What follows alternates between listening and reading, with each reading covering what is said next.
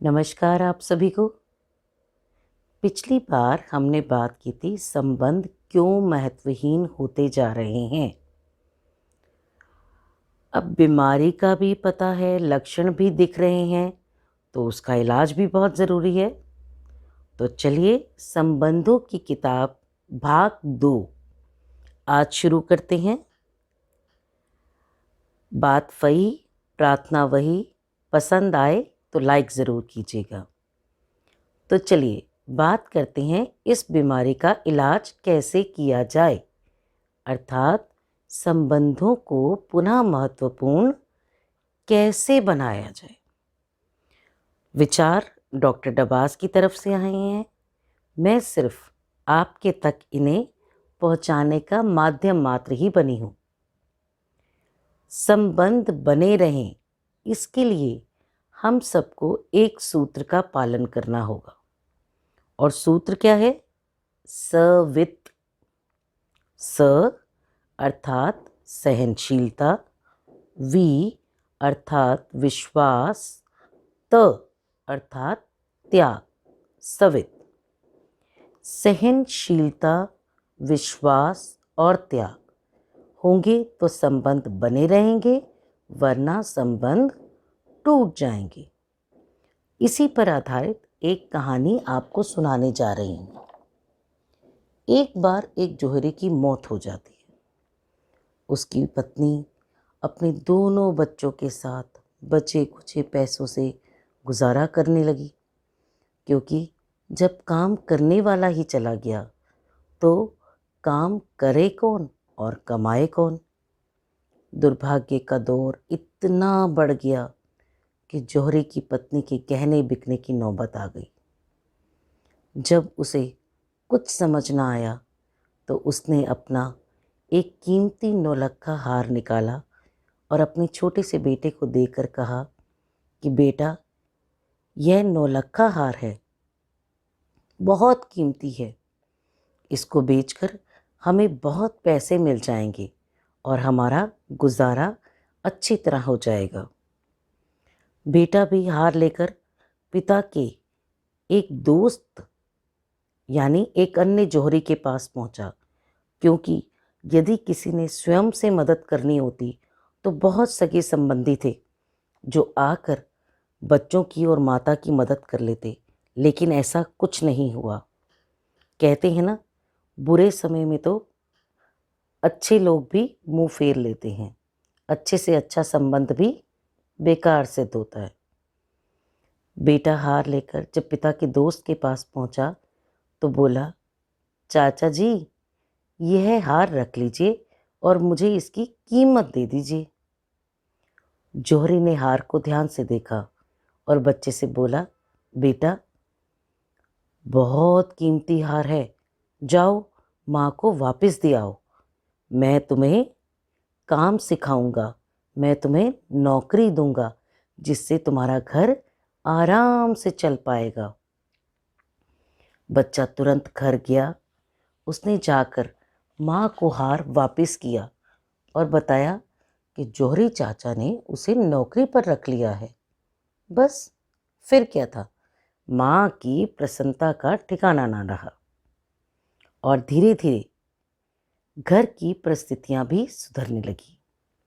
बच्चा काम पे जाता, काम सीखता भी, करता भी और अपनी महीने की तनख्वाह भी घर लाता। समय बीतता गया और बच्चा अपने पिता की ही तरह एक पारखी जोहरी बन गया। एक दिन जब उसने अपनी माँ के उस नौलखा हार को पुनः देखा तो वह हैरान हो गया, क्योंकि वह हार तो वास्तव में नकली था। वह तुरंत उस हार को उठाकर अपने जोहरी चाचा के पास पहुंचा और कहा कि आपने उस दिन जब मैं इसे बेचने आया था, तब तो आपने मुझे यह नहीं बताया था कि यह नकली है। जोहरी चाचा प्यार से बोले, बेटा, यदि मैं उस दिन तुम्हारी तकलीफ के समय यह बताता कि यह हार नकली है, तो क्या तुम मेरी बात पर विश्वास कर पाते?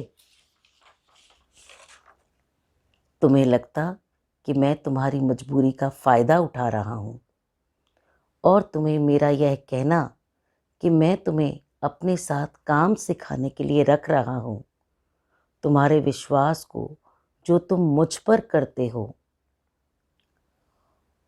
उसको शायद उस दिन तुम नहीं मानते, उस बात को शायद तुम्हारी माताजी भी ना मानती।